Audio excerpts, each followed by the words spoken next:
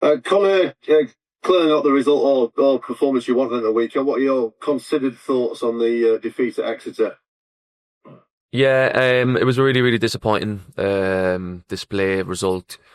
There's kind of no getting away from it, really. It was one of our definitely poorer performances this season. To be fair to the lads in previous games that we may have lost, for example, Blackpool for 45 minutes, we were really, really good. And then second half, not quite there.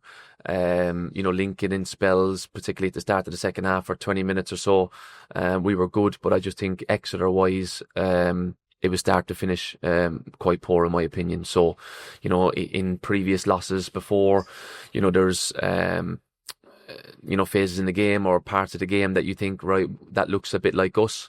But Exeter just physically with and without the ball, we just weren't there. So it was a really disappointing day. Is it infuriating from your perspective that essentially within games and between games, you kind of don't know which Barnsley team's going to turn up at the minute? A little bit.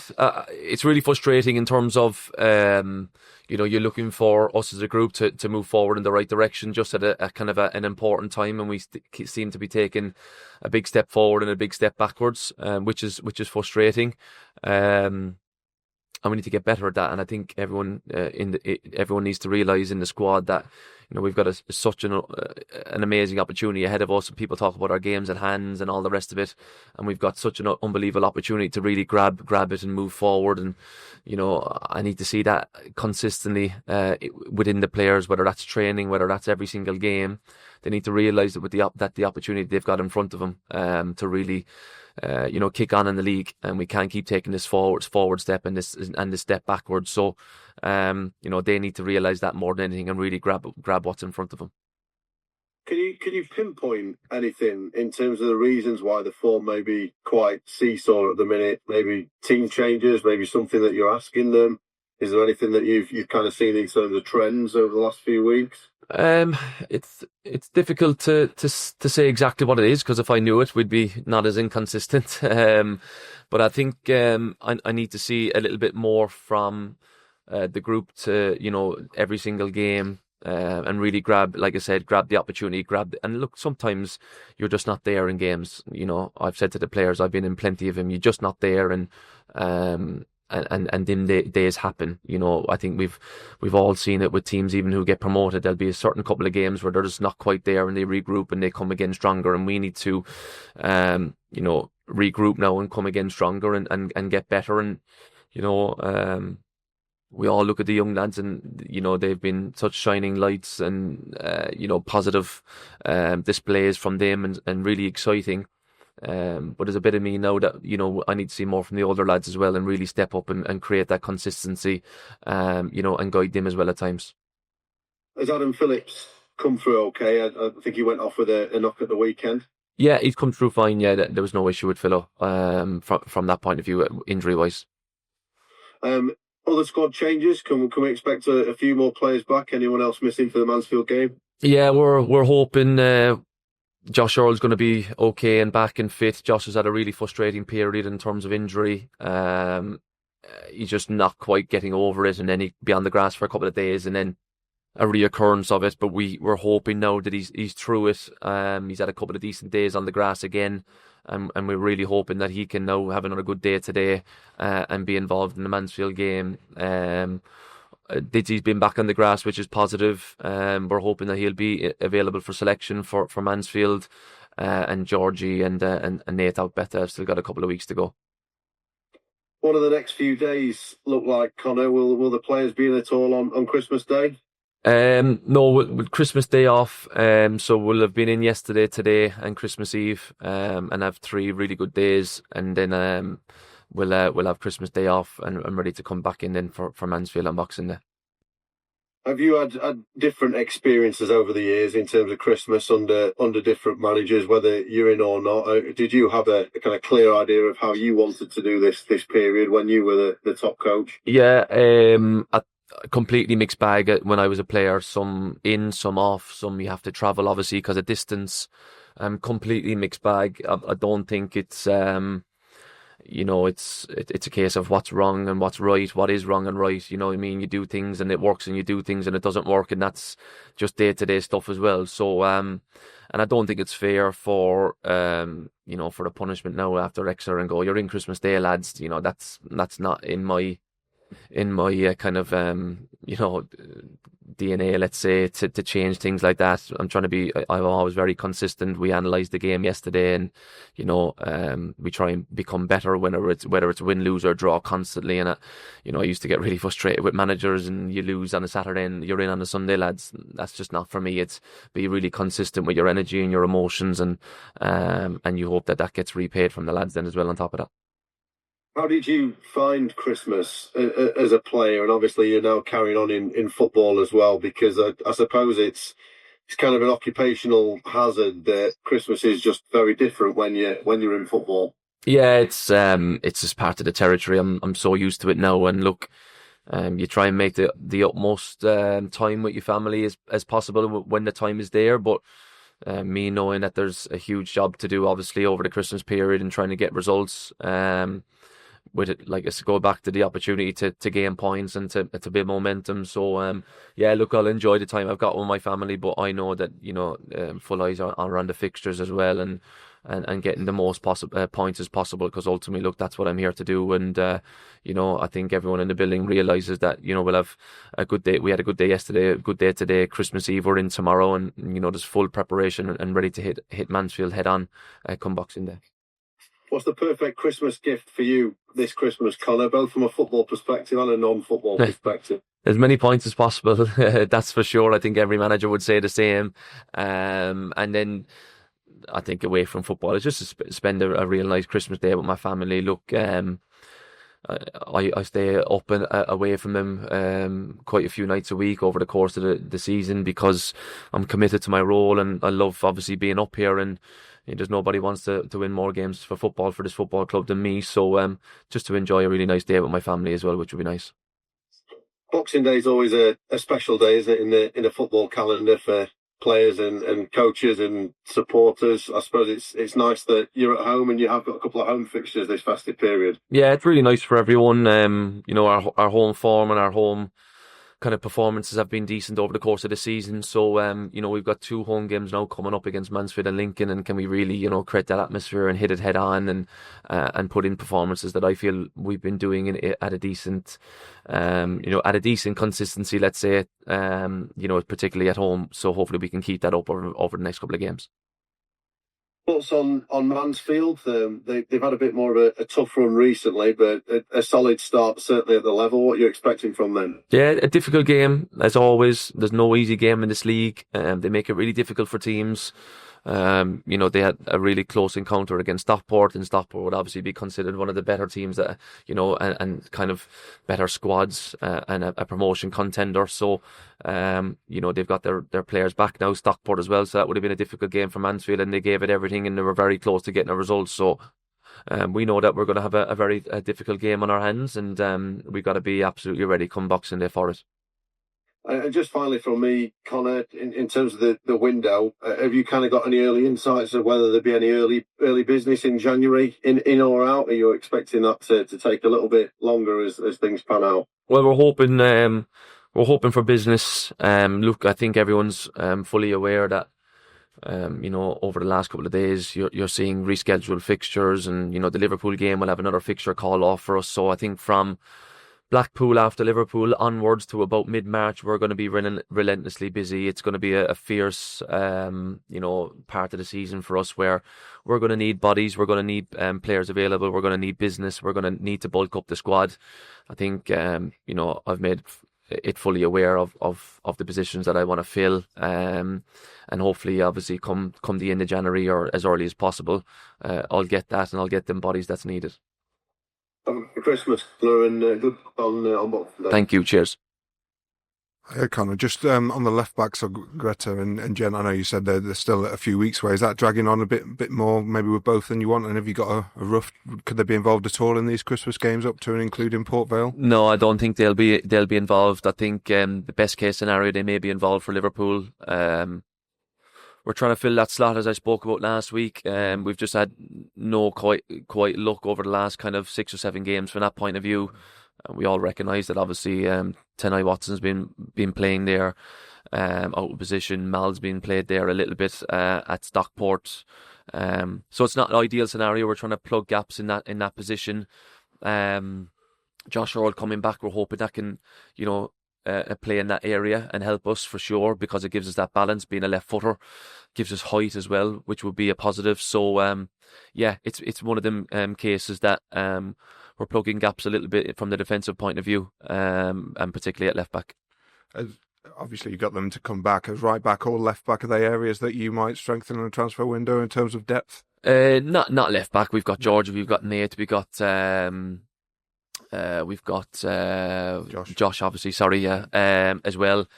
And obviously, from the right back point of view, obviously we got T, we got Blandy, and from that point of view, I think we're okay in terms of the full back areas. So, I think everyone knows, and I've made it clear the positions that I want to fill in terms of filling the squad depth and the positions that I want as well. So I'm hoping over the course of January that will be the case. In terms of the sort of defence centre backs we've talked about before, is the whole team really? It's not just the defenders, but there is a clamour for a bit of a something new in there. I mean, you said potentially last week. I mean, it is some way that. Do you feel like you've got to at least have a look what's out there, central defensive? Yeah, look, Doug, like you just said, I've made it clear to the club what I'm after, and hopefully by the end of January or mid-January and sooner rather than later, then that would be the case. I'll get the players that I'm after, and that's needed. Okay, and in terms of keeping players, have you had conversations about the owners? Obviously, everyone's got their price. That's the way with every football club, but you've had sort of got a clear process of what will happen if there is a bid that comes in that tempts Barnsley. Yeah, look, that's the nature that we're in. I think whether it's young players, older players, like you just said, everyone's got their price. We understand the scenario and the kind of realms that we're in. We're developing younger players to ultimately, sell on and make money or whatnot. So, look, we don't want any of them to go, of course, and we're hoping that will be the case, because we've got some really exciting players that I feel like this is the best place for them. You got a head coach that really invests in their development, and they've got a platform to go and play. And really kind of kick their careers on and move forward. So, we're hoping that will be the case coming the end of January, of course. Just going back to Exeter, I know you talked about the performances. Was it particularly bad that the fans made one of the longest trips, and it just happens to be a day that you have a real off day? Yeah. Exactly that. Felt for the fans that went down there. Really disappointing one for him. We wanted to, show them. With their efforts of going down, our efforts of putting in a performance, and we weren't quite there. Obviously, first game of the season, they made a long trip to Plymouth, and we got the result there for them for that day. So, look, it just comes with the territory. You could go to Mansfield in a few months' time, and whatever, and it's a close game, and you get beat. But then we went to Doncaster, that close game, and we won. So it just comes with the territory. I think it's one that gets earmarked a little bit more.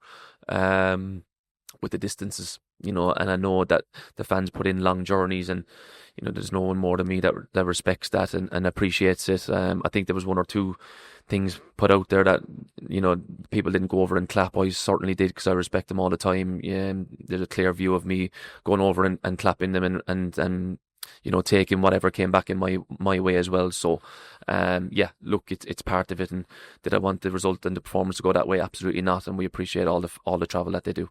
You've said that it probably was going to be a season of a few highs and lows, a little bit inconsistent with the young players that you've got. But are the lows sometimes almost a bit too low once or twice, and maybe a bit too frequent? Sometimes you have had some great games, but turn the really bad days into not. No, that's bad. absolutely fair. No, like I said, I think the two off the top of my head in recent ones was Port Vale, obviously away. I know it's a cup game, and obviously then we've got obviously the one on Saturday in the league against Exeter, and there is disappointment that we go and look so good, and then obviously we take a big step backwards in terms of looking pretty average and poor. Certainly Saturday was the more poor aspect for sure, and there's I'll front up to that more than anyone else. But we need to find that middle ground that even if we are slightly off it or the game doesn't look exactly the way we want it, that we're still within the game, heading into the later stages in games, whether that's the last 20 minutes, the last 5 minutes, and can we, be resolute and come away with draws as well, and not just get turned over and get beat. Obviously, Mansfield up next. I think it was your first game, wasn't it? Mansfield, back in March down there.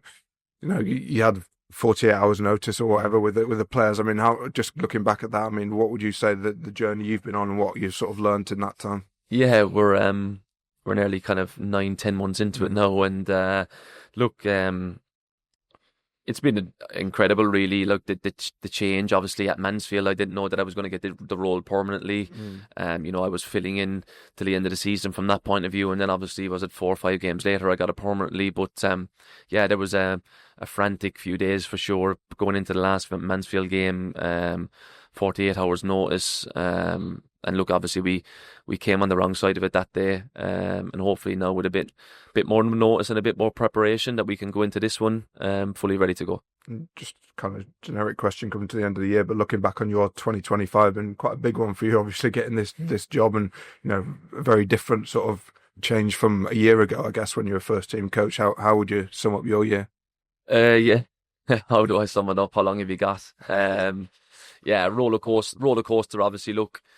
This time last year, I was just after retiring. Obviously, led into 2025 and become an assistant head coach. And come March, I was interim, and then become permanent. And then you're planning for pre-season and whatnot. So, look, an unbelievable roller coaster. Hopefully, 2026 can be a bit more calmer. Will that be the case in this job? Probably not. But look, it's been an unbelievable change in my life.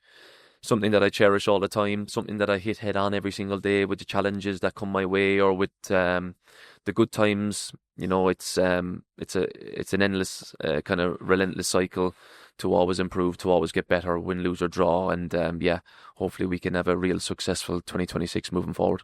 And then on Mansfield, I think they've got quite a few injuries, and obviously not in the best of form at the moment. But I guess a Nigel Clough team is always going to be a tough one to come up against. Yeah, absolutely. Yeah, a tough one. We know, regardless of the form that people are in, you look at Exeter, and it's a quick reminder that you have to be bang at it all the time to get the results that you want. We've been decent at home over the last kind of period. We made a big thing about that at the start of the season, and we seem to be in a good place from that point of view, particularly at home. So hopefully that can continue over the next couple of games, because obviously, look, we've got Mansfield first and then Lincoln, and hopefully we can get a good points return out with the two of them. And like you mentioned earlier, you touched on the crowds earlier. Obviously, Boxing Day, one that everyone looks forward to at home, especially. So obviously, hopefully a good one with a decent crowd as well. Yeah, exactly. Yeah, look, festive period, couple of home games, and hopefully, with a big crowd on Boxing Day, we can put in a good performance. Great, thank you. Cheers. And they're almost in exactly the same position as last year, aren't you, really? In terms of points, games played, goal difference. For those lads who were here last year and it fell away, there's a real incentive on them, isn't there? Yeah, absolutely. Yeah, there's I think there's a big Exeter was the kick-off of the festive period. Let's say, I know obviously Christmas hadn't exactly been here yet, but it gives you that feel of, right, them 5 games, and we've obviously, kicked it off in the wrong way, and we need to put that right. And, there's a lot of games now in a short space of time, and every manager will be saying the same. Can we hit it head on and get the points return that we want? But I think the people that were here last year need to realise, the opportunities that's in front of them now to really grab it and move, the group forward and move the points tally forward. And, if we can get to mid-January, with the amount of games that we're going to have in a decent position, we're going to be, have a right opportunity to have a real good second half of the season. This next 6 weeks is going to be huge, isn't it? Sort of, obviously, what's hopefully will happen in the window and all the games and everything. That's going to be a huge period in your season. Yeah, it's going to be massive. It's going to be massive for everyone at the club. It's going to be massive to dictate where we're at, kind of leading into February, March, April time, because all of a sudden, come the end of January, you've literally got 3 months left and you're pretty much there. So we need to get ourselves in a real positive position now from Mansfield heading into the end of January with what I'd like to think reinforcements, what I'd like to think of a bulky squad, and then obviously our late January, February, start of March is going to be pretty much Saturday, Tuesday, the full way in, and we can pick up a big momentum, big head of steam, and hopefully that will be the case ultimately. In your sort of 10 months since you've been here, I mean, one of the big remits was to get the sort of link between the academy and the first team sort of going again, the production line, and is that you've done that? Is that the sort of the most pleasing thing? I mean, you've done that pretty quickly, haven't you? You know, there's Barnsley historically have had that conveyor belt players coming through. You must be pretty pleased with that. Yeah, I've been happy with it. I think it's really important for the club, like ourselves. You know, historically there's been academy players come through. You look at the ones in our squad right now. You look at the ones that were here when I was a player last time, and that's something that I want to bring back. And I feel that that's clearly there. You know, Leo Farrell's been in and around it a little bit. Conor Barrett's been in and around it a little bit, and yeah, I think it's really important for clubs like ourselves to look at the academy and bring people through if obviously they've earned it and are good enough as well. I mean, you sort of established that link. You've got a front foot playing style. The next thing is getting these young players getting that consistency in terms of results and game management, isn't it? Really, it's that result side of it. You've done plenty. That's the sort of next thing, really, getting that experience to see out games when you're not necessarily playing well, but nicking something, as you'd probably say. Yeah, and like I just touched on there with Ox and Doug, we need we ask so much of the young lads because they're so exciting, and when they play well, it's really amazing to see. But you know, I need that little bit more now from the older lads as well to step up. It's their time as well, just as much as the young lads, to guide the young lads when things aren't going great, and that's going to be really important from the older players' point of view. My experience as a manager, when you came in, you were probably doing 14-hour days, and you were sort of hands-on with everything. Are you still the sort of same, or do you delegate more? Or are you a little bit more relaxed? I mean, because you've obviously got some more on your back now in the managerial sense. Yeah, no, still fully hands-on, still in at the crack of dawn. Yeah, I had a phone call this morning at 6 a.m. with someone at the club, and they were like, "You're on your way in," and I was like, "Yeah, I am on my way in because we got work to do." So yeah, it's really important to put the hours in, and you know, after a loss or after a win, it's still the same. It's not like I was in at 6 a.m. just because we lost. I'd be in at 6 a.m. if we had won as well. So it's just part of my remit. Do you think you'll always be like that? Probably, Leon. Yeah. Look, I'm very, very fortunate that it's ingrained in me to work hard. You know, got it from my mum and dad over the years. They were, you know, early morning risers, constantly working, and it gets ingrained in you, and that's something that's just within me. Whether I, you know, won the lot, if I woke up tomorrow and won the lotto, would it be ingrained in me then? I'd probably say yes, because honestly, I just love working. Whether it's head coach roles, whether it's, you know, being a dad when I go home, it's just ingrained with me, and I'm very fortunate because you know, not everybody has it, and when you've got that hard work ethic about you, you know, it stands you in such good stead. Yeah, I was actually finally about DKD. Everyone knows he's an excellent goal scorer at this level, but he's sort of a talisman as well, isn't he? I mean, he seems to be a sort of a quiet sort of leader. He's someone who really sort of takes his game seriously. What's he sort of like on a day-to-day level? I mean, it strikes me he's a really conscientious. He's wanting to get better in any aspects of his game, and he's really thorough in that regard. Yeah, Dave was an amazing guy. I think day to day he's so bubbly and brings energy in around the building, and he brings that in his game. You know, the way he presses and the work he does for the team, leading out from the front all the time. He's always top of the running. He's relentless all the time, and look, I don't mind, Dave won't mind me saying, but me and Dave had a real in-depth conversation yesterday. You know, he's 28 and he wants to become that leader in the group, and how can he become that leader of the group, but how can he learn from the Exeter experience and I learn from the Exeter experience, and lean on each other and help each other through and become better and learn from it. So yeah, he's an amazing guy. I'm a big fan of him, and you know, to go with everything that he brings day to day and on the pitch. You know, he's ultimately a goal scorer as well, which is priceless at this level.